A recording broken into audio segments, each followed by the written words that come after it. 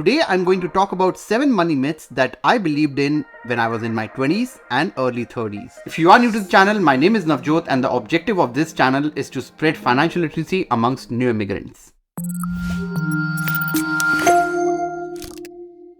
Now, the first myth that I had in my 20s, and I really wish that someone told me when I was in my early 20s that I need a lot of money to start investing and be wealthy and retire young. And that is in fact not true. You need to start with a really small amount and it compounds as you go along in 25-30 years. Now, I do know a lot of people who get a lot of anxiety when they see videos about retiring, when they see videos about what is enough when you retire. In 30 years, you'll not have enough because of inflation and you'll not be able to live a full life. I know that a lot of people are really anxious about it and they don't want to talk about it, and I was one of them. But the maths is really simple, especially if you are an immigrant from India or a developing country. Let's say you invest $500 in S&P 500 every single month for the next 30 years, and then you collect enough down payment to buy your primary home for $700,000. Now, all you need to do for the next 30 years is keep investing that $500 into S&P 500 and stay in that home and keep paying mortgage for the next 30 years. And what would happen is your $500 a month will convert into $700,000 of S&P fund at 8% year-on-year return. This is a very conservative return that I have seen. Usually 9 to 12% is what you get, and your primary house that you are living in will be worth $3 million and it will be mortgage free in 30 years. Now at that time, I'll be 65, and if I have this money, it's not enough for me to retire in Canada. Why? Because I always need shelter, so I'll always need my mortgage free home to live in. Yes, my expenses will be a lot lower because now I'm not paying any mortgage, but I also do not have a lot of income. And the $700,000 that I have in the S&P 500 is not enough to sustain a livelihood in a country like Canada. However, in 30 years, I can decide to move to India. And when I go to India, that $700,000, when I liquidate that, and yes, you do not pay tax when you liquidate that. Why? Because you invested that $500 in TFSA, let's say, and TFSA is tax free. I've made a lot of videos on that. And let's say you sell the $3 million house that you're living in and you move back to India. Again, you do not pay any tax on your primary accommodation in Canada. It's completely tax-free and there are no capital gain taxes. But do talk to an accountant, and the rules can change by the time, we are 65 and 30 years from now.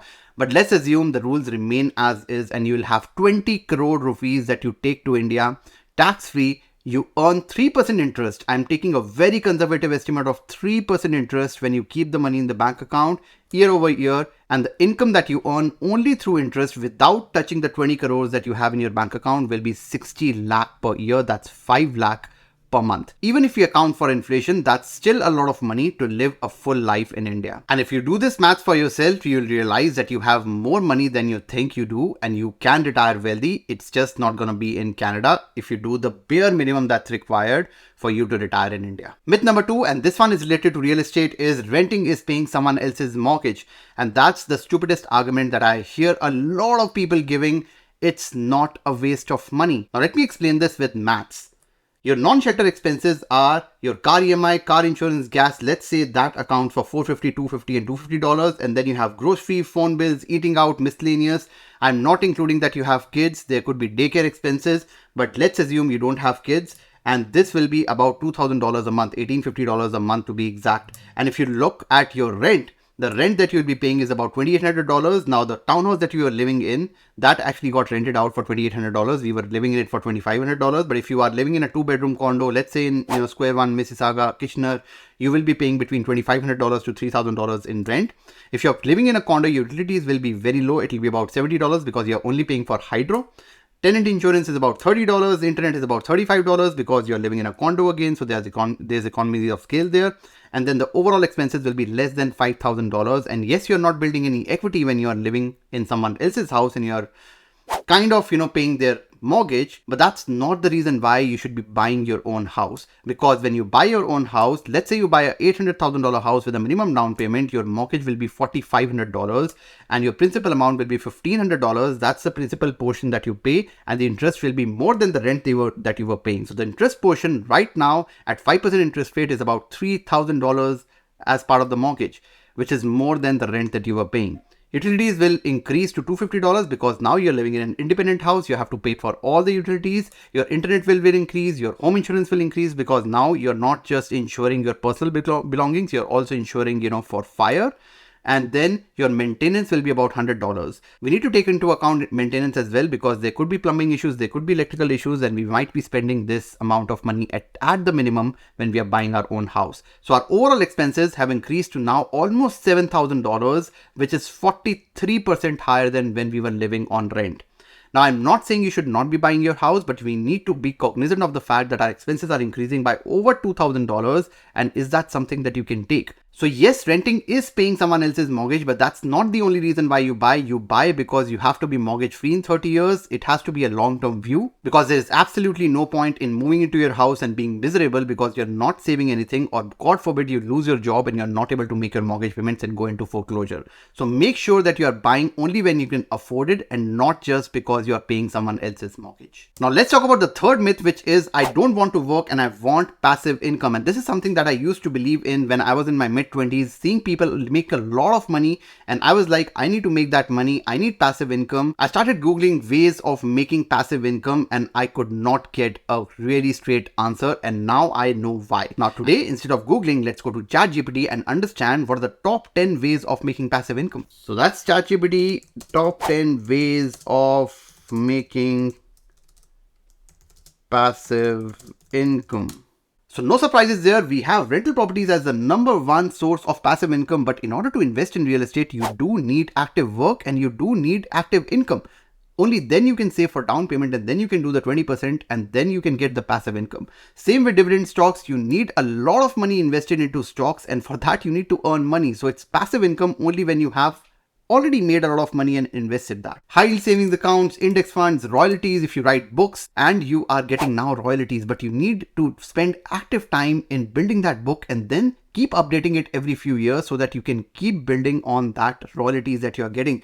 And therefore it's not completely passive income. You need to put the active work. Same goes for affiliate marketing. Same goes for selling online courses. Yes, once you have built the online course and once you have a system in place, you can get passive income. You can be sitting in Bahamas and still making a lot of money. However, you still need to put in the work up front to make that course so good that people actually refer other people for those courses, and then the money starts pouring in. Now, I can go on and on about asking ChatGPT about other sources of passive income that do not require work, but you will not find anything. So the only way to make passive income is to first make active income, put in the work, build a personal brand, and then start a business that requires you to build a process, and then it brings passive income. But that doesn't mean that you do not require active work upfront. So in summary, passive income follows active work. Now let's talk about the fourth one, which is a big one, which I recently realized almost 1.5 to 2 years ago, because I used to believe that life insurance is a waste of money.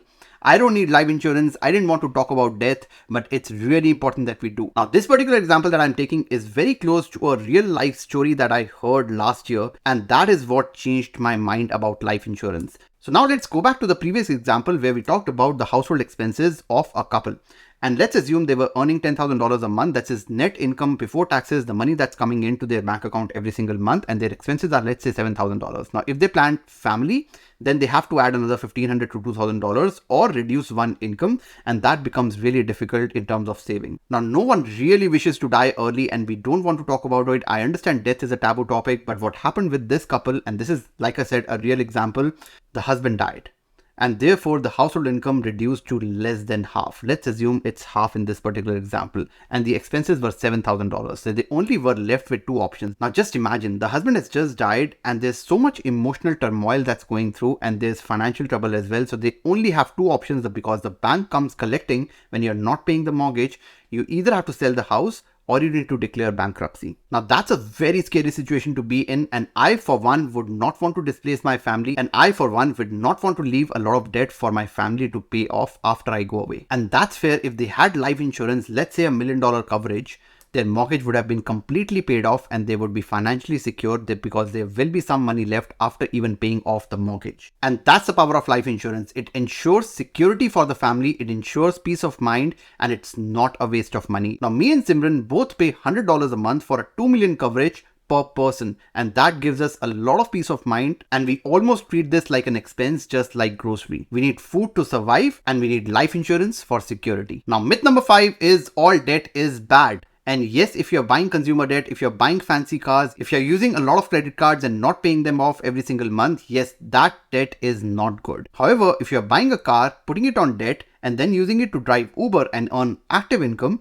then it's not an expense, it's actually an asset. Now let's take a real example on real estate, which is happening just right now. People who are buying houses right now will realize that they have more money than they think in 3 years. Let's take this example and let's do the maths on this. Let's assume that you buy a primary house for $800,000 today. You do a down payment of 10%. Your overall loan will be 742. It's not 720 because you also need to pay mortgage insurance when you're doing a less than 20% down. Your monthly payments will come up to at 5%, 3-year term, 25-year amortization will come out to about $4,200. And 3 years later, let's assume that your home is now worth $1 million. And if you're thinking that $1 million is too much, it's not. With the amount of people that are coming in, unless there's massive unemployment and there's net migration out of Canada, this number is very, very realistic. The outstanding balance on your house, because you're paying your mortgage every single month, will be less than $700,000. Let's assume that you go back to the bank and reassess the value of the house. It comes to $1 million and you tell them that you want to now take an 80% loan on that. That's called refinancing. So you take the 80% loan, it's for $800,000. You still keep your amortization back to 25 years and 3 years. So you're back from 22 years because you paid down your mortgage for 3 years. You come back to 25 years at an interest rate of 3.5% fixed. I'm just assuming that because 3.5% fixed is a 10-year average of interest rates. We don't know whether this will be the interest rate. Maybe it will be lower than this, and your mortgage payments will be less than $4,000. So your mortgage payment, even after you have taken more loan, you had $691,000 left. Now you have $800,000 left. Even if you have taken more loan, just because the interest rates are lower and you have increased the amortization back to 25 years, your mortgage payments are still less than $4,000. And in 3 years, your incomes would have increased. You'll be a lot more comfortable and your mortgage payment would have gone down. And the really amazing thing is that you'll be doing an equity cash out. Again, it's debt. It's not income. Therefore, you're not taxed on it, of $109,000. This number is basically $800,000 minus $691 that you owed to your previous bank.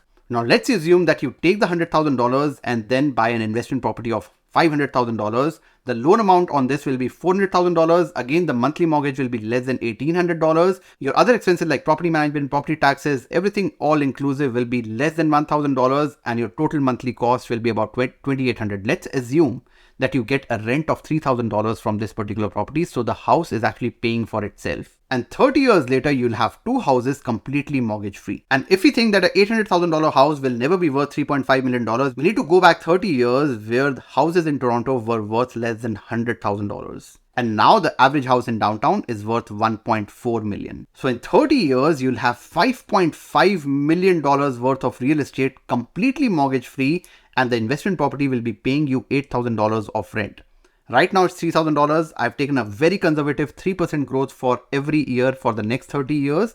I know it's very conservative. I think it'll be a lot higher, but it'll be paying you $8,000, and that's passive income. And that income will be really critical because you are retired. And the reason why we are doing all this maths is to prove that debt is not evil. We used debt to buy our primary property. The value of the house increased with time. We took out some more debt money and invested into another property. And in 30 years, you have 2 properties and your net worth has increased to a lot higher. And now in 30 years, if you take this money to India, you will be super comfortable and retire wealthy. So all debt is not bad. We just need to know how to manage it.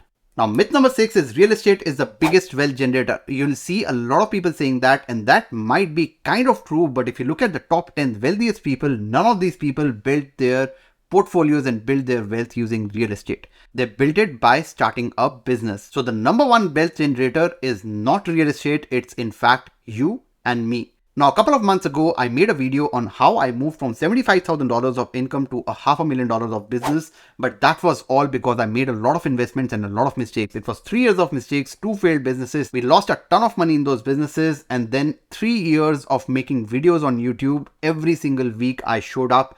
2 years of learning about real estate investing, and now I've been able to build $500,000 by 2022, which is on track to make $10 million by 2026. And all this wealth will be generated because I invested in me and I started a business. And all the access money that I have will be invested in the second biggest wealth generator, which is real estate. All this to say that if you truly think that you can do a lot more than what you are doing right now, I would highly recommend that the money that you have, instead of investing in real estate, which is the second biggest wealth generator, you invest that into yourself in order to 10x your income, and then you buy all the real estate in the world to keep you wealthy. And last but not the least, myth number 7, money will make me happy. I really believe if I buy a fancy car, I'll be happy. I really believed in my 20s that if I am able to go on vacations every month, I'll be happy. And if I buy a fancy house, I'll be happy. Today, happiness for me is I do more of what I love and do less of what I don't. What I mean by this is, what I love today is I love to teach, and I would want to do that till the day I die. And that's why I make a lot of these videos every single week. I would also want to live a long life because I know what I am good at. I know what I want to do the rest of my life. I want to do it for longer so that I can live longer, not just for my family, but also so that I am able to do more of what I love. And then of course, I love traveling, and I would love to take vacations when I want with my family. So what's happening here is that money is not buying me happiness, but it's buying me time so that I have more time to do things that I love. And what I can do is I can buy convenience with money. I can hire people to do my laundry. I can hire people to do editing. I can hire people for things that I'm not good at and they will be amazing at, and therefore allowing me the time to do things that I really love. And what money has done for me is it has given me peace of mind so that I can dream bigger and I don't have to worry about my mortgage, my car payment, and now I'm able to do a lot more than I would do if I was worrying about money every single day. That's all I have for today. I know this video was very long, but it was very important for me to talk about all these things that I really believed in my heart when I was in my 20s and even early 30s. If you like this video, do subscribe to the channel and share it with a friend who would benefit from this. That's all I have for today. मिलते हैं अगली video में, तब तक के लिए bye bye.